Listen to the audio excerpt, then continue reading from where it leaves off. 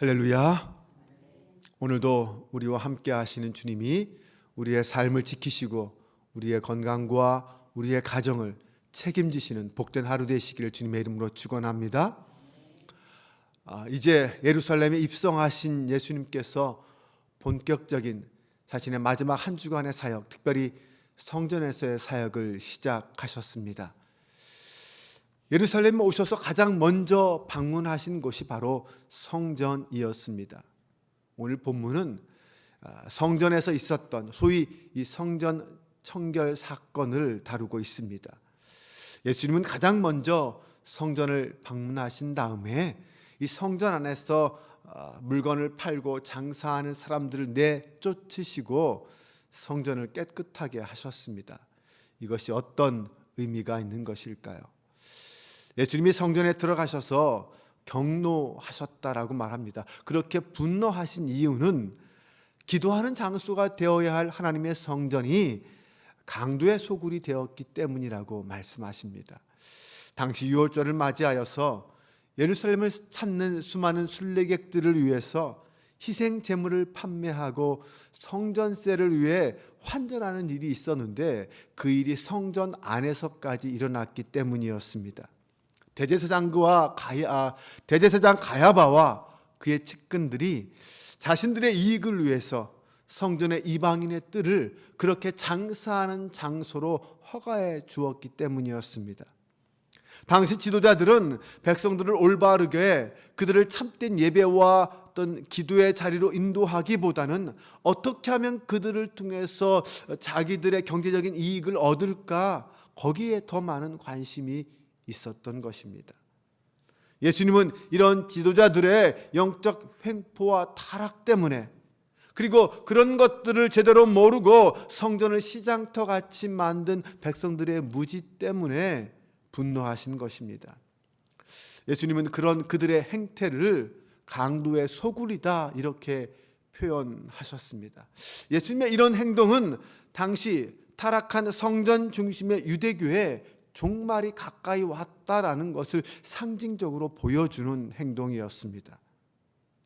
제사 제도와 전통은 당시까지도 철저하게 지켜지고 있었지만 하나님을 향한 참 신앙과 경건은 이미 사라진 지 오래였습니다.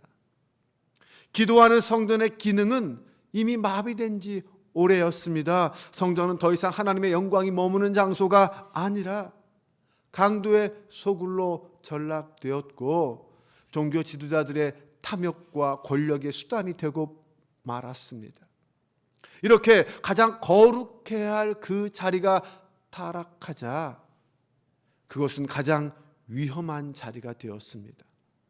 예수님은 타락한 성전 종교의 이 종말을 고하고 이제 자신의 몸을 성전으로 대체하실 것입니다. 그것이 바로 추후에 일어날 십자가 사건과 부활 사건입니다.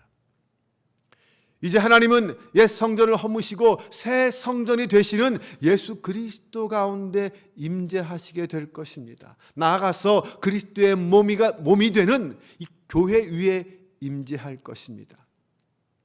즉 이 사건은 옛 종교의 종말을 고하는 동시에 옛 성전의 무너짐을 의미합니다. 그러므로 이 사건을 단순히 성전 청결 사건이라고 부르기보다는 성전 청산 사건이라고 말할 수 있을 것입니다. 옛 성전을 폐하고 새 성전을 세우는 그 일의 첫 시작을 알리는 사건이었기 때문입니다. 성전 뜰 안에서의 한바탕 소동이 벌어진 이후에 곧바로 이어지는 사건이 성전에서 맹인과 저는 자들을 치유하는 사건입니다. 당시 성전에는 이 맹인과 저는 자들이 들어올 수 없었습니다. 그것은 다윗 시대부터 시작된 전통 같은 것이었습니다. 사무엘하 5장을 보면 다윗이 당시 예루살렘을 치러 올라갈 때에 예루살렘을 점령하고 있던 여부스 사람들이 다윗을 비웃었습니다. 뭐라고 비웃었냐면 너희는 이것을 결코 빼앗지 못할 것이다. 맹인과 다리 저는 자들도 너희들을 다 막을 수 있다. 이렇게 비웃었습니다. 조롱하고 비웃었죠. 하지만 다윗은 예루살렘으로 향하는 수로를 찾아내서 그 수로를 따라 올라가서 예루살렘 성을 점령했습니다. 그런데 그때 다윗이 행한 조치가 있습니다. 맹인과 다리 저는 자는 성 안으로 들어오지 못하게 했습니다. 결국 그로부터 맹인과 다리 저는 자는 집에 들어오지 못하리라라는 속담이 생겼다고 합니다. 그러나 옛 성전은 맹인과 다리 저는 자가 성전에 들어오지 못하게 막았을지라도 예수님으로부터 세워지는 새 성전은 결코 그들을 막지 않았습니다. 아니, 오히려 예수님은 그들을 성전으로 데려오셔서 그들의 병을 치유하여 주셨습니다. 다윗의 후손으로 오신 예수님은 다윗보다 크셔서 다윗이 하지 못하는 일을 행하셨습니다. 그러면서 성전 안에서 일어나는 그러한 사건을 지켜보고 있던 어린 아이들이 예수님을 향하여 호산나 다윗의 자손이여 라며 소리치고 찬양하기 시작했습니다.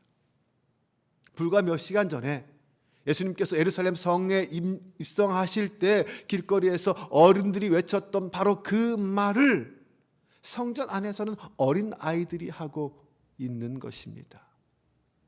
이제 어린 아이들도 예수님을 다윗의 자손으로 그리스도로 고백하고 있는 모습입니다. 성전 안에서 이런 놀라운 일들이 계속해서 일어나자 당황한 것은 대제사장들과 서기관들이었습니다. 그들은 예수님이 성전 안에서 행하시는 일과 이 어린 아이들의 외침에 분노했습니다. 그래서 예수님을 책망합니다. 그러나 예수님은 시편 8편 2절 말씀을 통하여 오히려 그들을 책망하셨습니다. 8편 2절을 보면 주의 대적으로 말미암아 어린 아이들과 젖먹이들의 입으로 권능을 세우시며 이는 원수들과 보복자들을 잠잠하게 하려 하심이니이다. 어린아이와 젖먹이들을 통해서 그들의 입술을 통해서 대적들을 잠잠하게 한다라는 말씀입니다. 이 말은 결국 어린아이들도 깨닫고 고백하게 된 이 놀라운 사실, 예수가 다윗의 자손이요 그리스도라는 이 사실을 정작 종교 지도자들인 너희들이 알지 못하고 깨닫지 못하고 오히려 하나님과 원수가 되었다라고 책망하신 것입니다. 이제 진정한 성전의 주인은 대제사장 서기관 같은 너희들이 아니라, 그런 종교 지도자들이 아니라 어린아이같이 예수 그리스도를 영접하고 예수 그리스도 안에서 예수 그리스도를 모시고 성전이 된 사람들, 그들이 될 것이라는 말입니다. 그러므로 예수 그리스도 안에서 세워진 성전은 이제 장사하는 강도의 소굴이 아니라 진정한 믿음 안에서 기도하고 구원하고 치유하는 곳이 될 것이다 라는 말씀이기도 합니다. 다음 날 성 밖에서 숙식하시고 이른 아침에 성전으로 예수님께서 들어오실 때 한 무화과 나무를 보셨습니다. 그 나무에는 잎사귀만 무성하고 열매가 없었습니다. 예수님께서는 그 무화과 나무를 향하여 영원히 열매를 맺지 못하리라 라며 저주를 내리셨습니다. 이 사건이 의미하는 것은 무엇일까요? 앞에 성전 청산 사건과 연결지어서 이 사건을 생각해 볼 수 있습니다. 무화과 나무는 구약시대부터 이스라엘을 상징하는 그런 나무였습니다. 나무의 풍성한 열매는 이스라엘의 번영과 축복을 상징했고, 그렇다면 잎만 무성한 이 무화과 나무는 겉만 화려하고 생명력을 잃어버리는 그 당시 타락한 유대교와 성전을 의미한다고 할 수 있습니다. 결국 그 무화과 나무가 말라버려서 영원히 열매를 맺지 못하게 됐다는 것은 그런 유대교와 성전의 종말을 상징한다고 할 수 있습니다.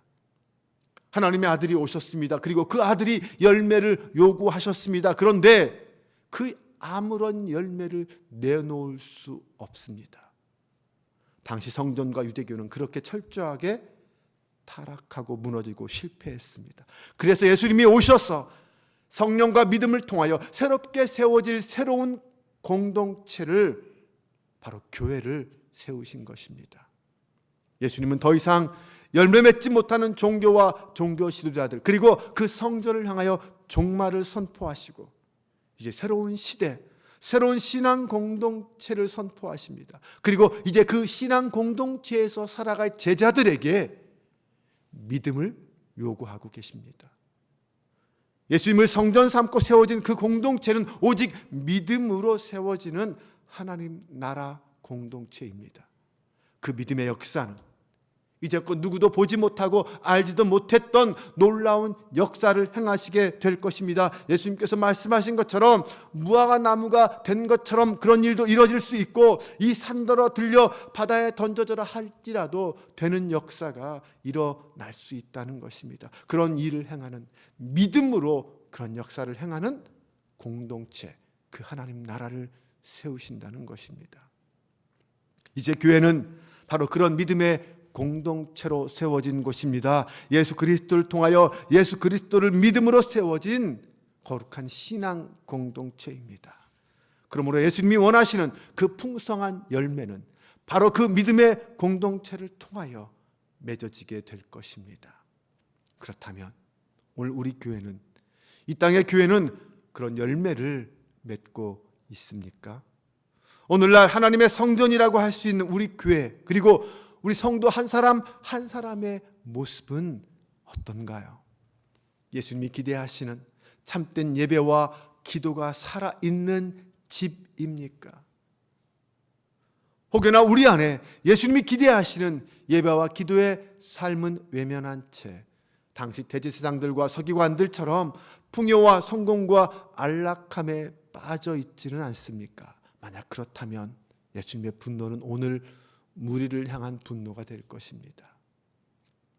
사랑하는 여러분, 우리는 먼저 겸손하게 우리 자신을 돌아보기를 원합니다. 그리고 나의 생각과 나의 마음을 하나님 앞에서 깨끗하게 정화시켜 달라고 기도할 수 있기를 바랍니다. 예수님이 원하시는 기도하는 집이 될 수 있도록, 예수님이 기대하시는 풍성한 열매를 맺는 교회와 성도가 되도록 우리 안에 있는 악하고 더러운 욕심들을 버리고 오직 예수 그리스도로만 가득 채우는 저와 여러분이 될 수 있기를 바랍니다. 오늘도 다만 주님을 의지함으로 죄와 욕망으로 물든 우리의 옛 자아를 버리고 기도함으로 성령으로 충만히 채우는 이 새벽이 될 수 있기를 주님의 이름으로 축원합니다. 기도하겠습니다. 하나님, 우리의 그리스도로 이 땅에 임하심을 감사합니다.